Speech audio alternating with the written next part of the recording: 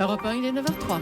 L'interview découverte avec ce matin Caroline Agnès Martin-Lugan, c'est un peu une magicienne puisqu'à chaque fois qu'elle écrit un livre, c'est un best-seller et il y en a même qui se transforment en film. C'est ça, c'est dingue ce qui vous arrive. Bonjour Agnès Martin-Lugan.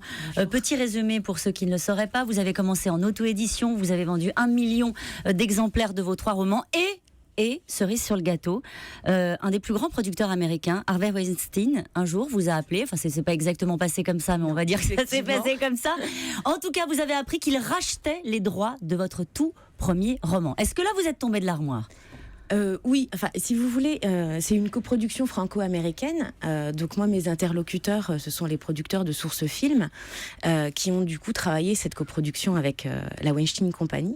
Et on avait beau le savoir, mais le jour où le communiqué de presse est sorti de l'autre côté de l'Atlantique, où j'ai vu sur Google des articles de presse du Hollywood Reporter avec le nom du roman traduit, mon nom, là, je suis pas tombée de la chaise, mais j'ai passé une partie de la journée à alterner entre rire et larmes. Parce que quand même, quand vous dites Weinstein Company, c'est le producteur de The Artist, oui. C'est le producteur du Discours d'un roi. Au bout, il y a des Oscars, quoi.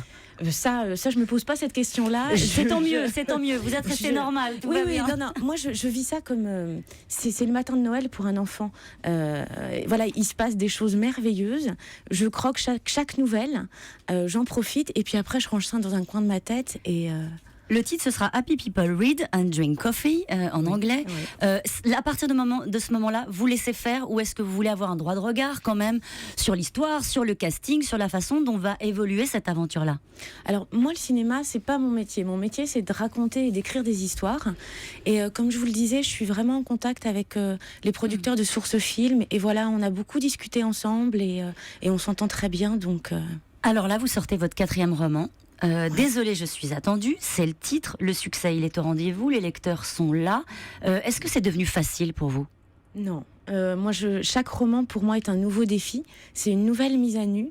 Je repars à chaque fois de zéro, avec l'idée d'embarquer encore plus les lecteurs avec moi et d'être toujours honnête avec ce que je veux raconter et donner des émotions à chaque fois. Mais est-ce que vous cherchez à garder le souffle originel de cette belle aventure, de cette magnifique histoire avec votre tout premier roman, ou est-ce que vous dites c'est quand même mieux ce que j'écris maintenant ?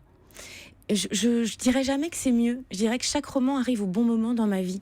Je pense que c'est aussi comme un musicien. Plus on s'entraîne, plus on écrit, plus l'écriture va évoluer. Après, moi je pars toujours du principe que tout peut s'arrêter demain.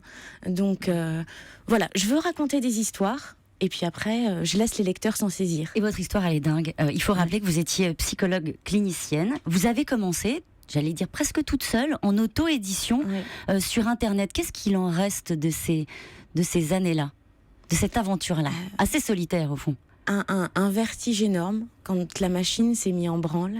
Les premières rencontres avec les lecteurs finalement, parce que moi je dirais que à la base ce sont les lecteurs qui m'ont fait auteur, puisque ce sont eux qui ont hissé mon premier roman en tête des classements de livres numériques et qui ont permis à mon éditeur aussi de me repérer et de me permettre de vivre une aventure extraordinaire depuis près de 3 ans maintenant.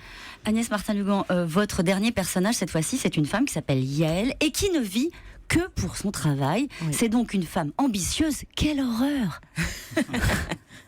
Disons qu'elle s'est fait happer par son travail. Elle en a perdu ses émotions, qui elle était avant tout ça. Et mon idée, c'est vraiment de l'amener vers le retour aux émotions, le retour au plaisir simple de la vie. Parce que elle s'est robotisée. Mais ça veut dire que c'est un problème, une femme, pour vous, qui se perd dans son travail ? Non, c'est pathologique, attention, et ça peut aussi bien arriver à un homme.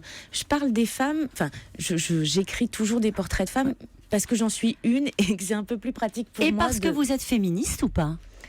Alors c'est étrange, on m'a posé. J'ai participé à un salon ce week-end où c'était une des questions. Je sais pas si je suis féministe ou pas. Je m'interroge pas comme ça. Je défends juste que une femme peut être libre, faire ce qu'elle souhaite, s'investir dans son travail. Et parce que moi, c'est vrai que j'étais psychologue, etc. Mais la stimulation et la passion du travail, je l'ai trouvée en écrivant. Je voudrais vous soumettre un chiffre pour terminer. Il y a une enquête Ipsos qui a été réalisée avec le journal Elle et Elle Active qui donne que 62% de femmes n'imaginent pas évoluer professionnellement. L'avenir est plombé ou plein de promesses pour vous? Moi, je suis quelqu'un de positif, donc je pars du principe que c'est plein de promesses. Donc il faut... voilà, pourquoi se l'interdire? Merci beaucoup. C'est moi qui vous remercie. Le nouveau roman d'Agnès Martin-Lugan, Désolée, je suis attendue, sort jeudi prochain chez Michel Lafon. Merci beaucoup.